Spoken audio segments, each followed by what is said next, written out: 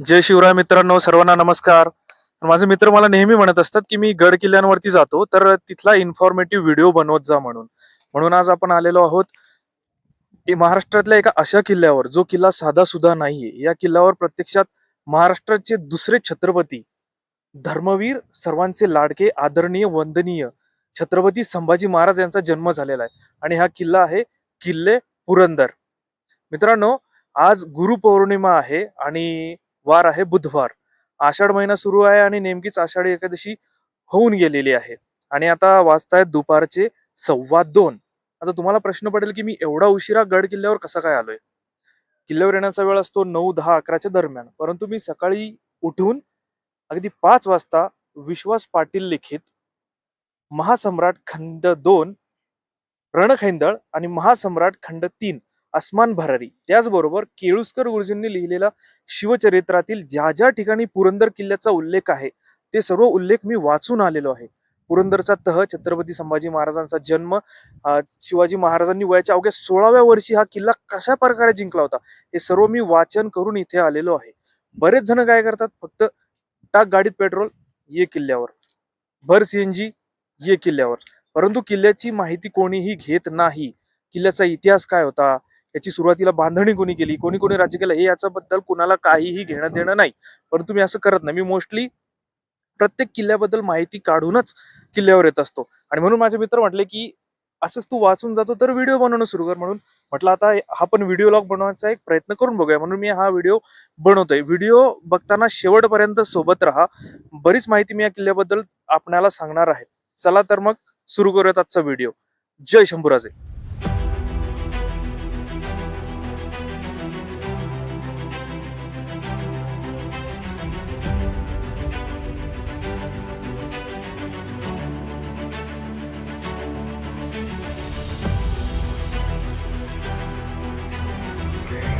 आता आपण हडपसर कडून सासवडकडे जाणाऱ्या रोडवर उभे आहोत आणि हा सध्या दिवे घाटात मी इथे उभा आहे. हा दिवे घाट आहे. दिवे घाटाची एकूण लांबी जवळपास 5 किलोमीटर आहे. आणि हा दिवे घाट पार करायला तुम्हाला कमीत कमी ट्रॅफिक जर नसेल तर 5 ते 7 मिनिटं लागतील आणि ट्रॅफिक जर असेल तर 10 ते 15 मिनिटं लागू शकतात. इथे मी जिथे उभा आहे तिथे हा दिवे घाट संपतो आणि मागे श्री हरिविठ्ठलाची मूर्ती आहे आणि बाजूला इकडे रस्त्याचे काम चालू आहे. दिवे घाटाचा रस्ता मोठा करायचं काम सध्या इथे चालू आहे आणि पलीकडेच मस्तानी तलाव सुद्धा आहे. चला तर जाऊयात पुढे.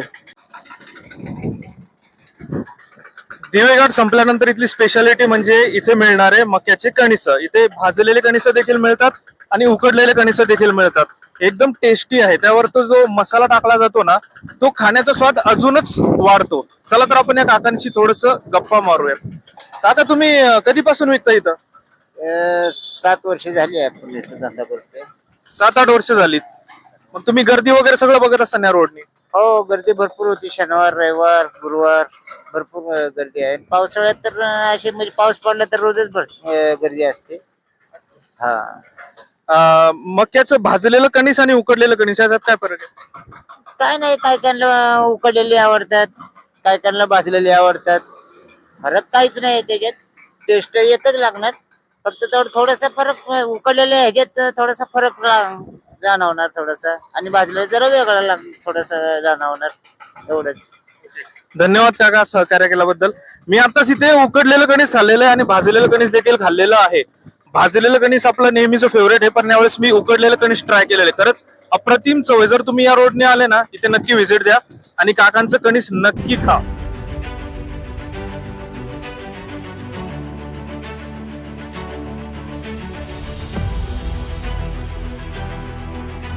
आता आपण सध्या किल्ले पुरंदरच्या पायथ्याशी आलेलो आहोत. म्हणजे अर्ध अंतर पार करून झालेलं आहे. मित्रांनो, तुम्ही हा जो परिसर बघतात हा पूर्ण किल्ले पुरंदरचा आहे. म्हणजे सह्याद्री पर्वतरांगेचा हा एक भाग आहे. आणि असं म्हटलं जातं आपल्या पुराणांमध्ये की ज्यावेळी त्रेतायुगात श्रीराम भक्त हनुमान हे द्रोणागिरी पर्वत ज्यावेळेस उचलून आणत होते, त्यावेळेस त्या द्रोणागिरी पर्वताचा एक भाग, ज्या भागावर इंद्रदेवतेचं शासन होतं किंवा इंद्रदेवाच्या आधिपत्याखाली तो भाग होता, तो इथे पडला. आणि तोच हा भाग आहे. आणि त्या काळी याला इंद्रनील पर्वत म्हटलं जायचं. आणि याच पर्वताच्या शिखरावर आपला प्रिय आणि पवित्र किल्ले पुरंदर आहे.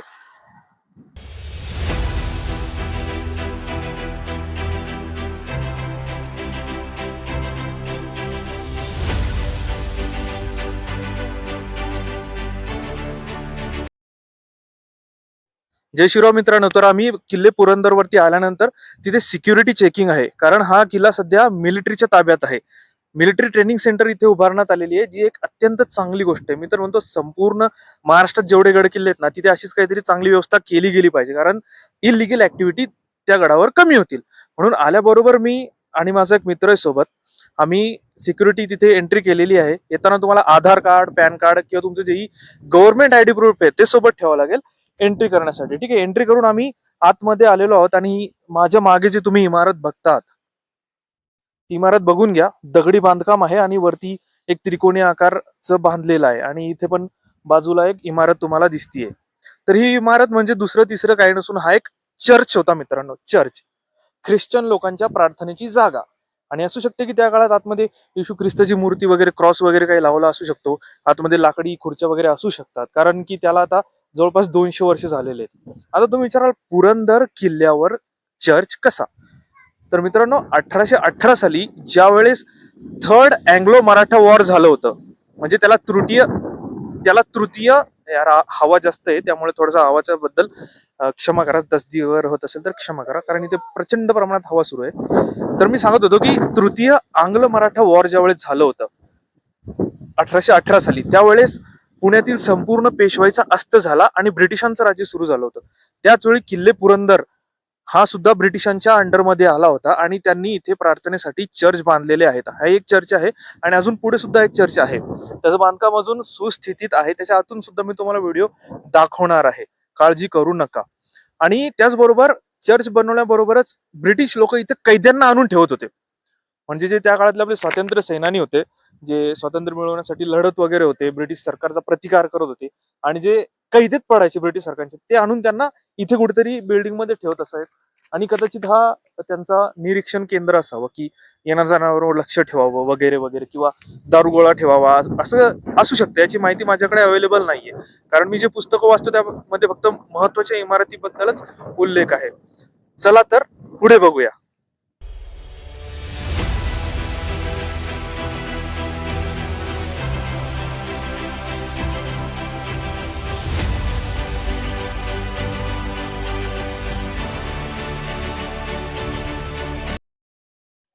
तर मित्रांनो, तुम्ही आता बघतात मी या चर्चच्या बांधकामात आहे.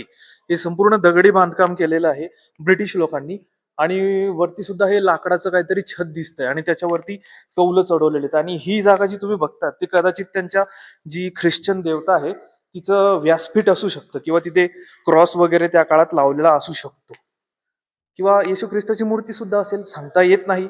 आणि हा जो तुम्ही परिसर बघतात तिथे इतर चर्च प्रमाणे सुद्धा अशा लाकडी खुर्च्या वगैरे ठेवलेल्या असू शकतात.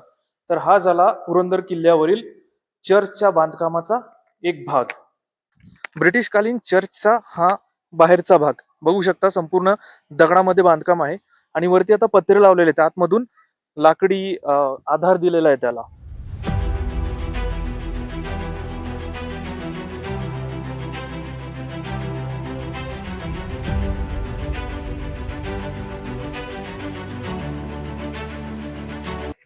किल्ले पुरंदरावर आपण मागच्या साईडला बघू शकतात गडाची जी दगडी भिंत वगैरे आहे, किंवा डोंगरी कडा सुद्धा त्याला आपण म्हणू शकतो. आणि माझ्या मागे हे तुम्हाला जे दिसतंय तो बुरुंज आहे.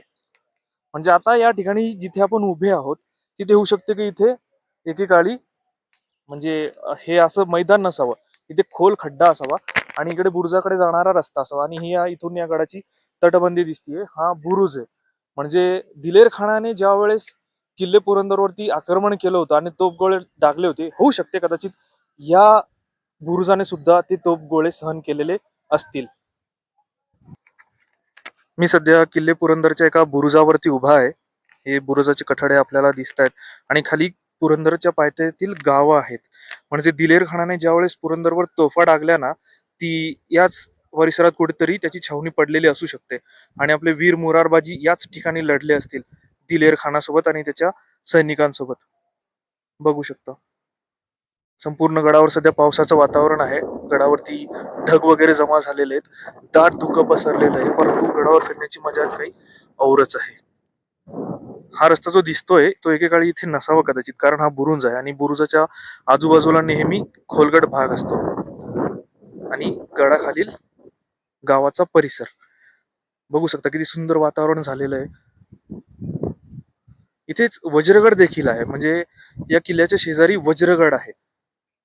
दिलेर खानाने पुरंदरावर ज्यावेळेस आक्रमण केलं त्यावेळेस त्याने कशा तरी पद्धतीने वज्रगडावरती तोफा चढवल्या आणि त्या तोफांमधून पुरंदरावर हल्ला केला. ज्यावेळेस महाराजांना कळालं की वज्रगड पडलाय, त्यावेळेसच महाराजांनी त्याच्याशी तह करायला महाराज तयार झाले. कारण त्यांना माहिती होतं की वज्रगड गेला म्हणजे पुरंदर सुद्धा जाऊ शकतो. म्हणून महाराजांनी इथे वीर मुरारबाजी देशपांडेंचं बलिदान झाल्यानंतर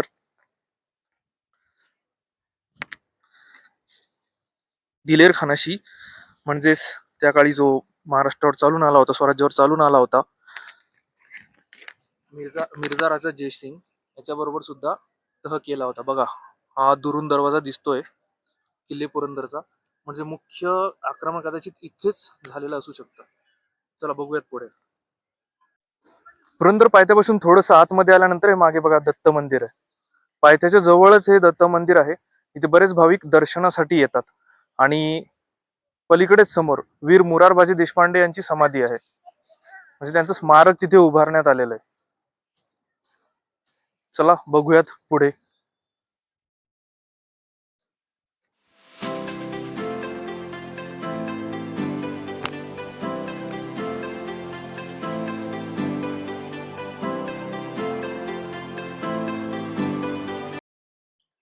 छत्रपती शिवाजी महाराज की जय.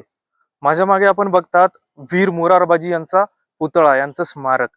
मित्रांनो, किल्ले पुरंदरावर ज्यावेळेस 1665 रोजी मिर्झा राजा जयसिंग आणि दिलेर खानाने ज्यावेळेस आक्रमण केलं ना, त्यावेळेस हा एकमेव पठ्ठ्या होता जो मोजक्याच सैनिकांनिशी, मोजक्याच शिबंदीनिशी दिलेर खान पठाण आणि मिर्झा राजा जयसिंग यांच्या सेनेवर तुटून पडला होता.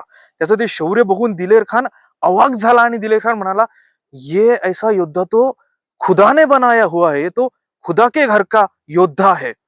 आणि त्याला दिलेर खानाने त्यांच्याकडून येण्यासाठी, म्हणजे औरंगजेबाकडून येण्यासाठी गळ घातली की अरे मुरार, तू हमारी तरफ आ जा. पण मुरारबाजी म्हणाले की अरे आमच्या राजाने काय कमी केलंय म्हणून तुझ्याकडे येऊ. असं म्हणून मुरारबाजीने त्याची ती जी ऑफर त्याला लावली ती धुडकावून लावली.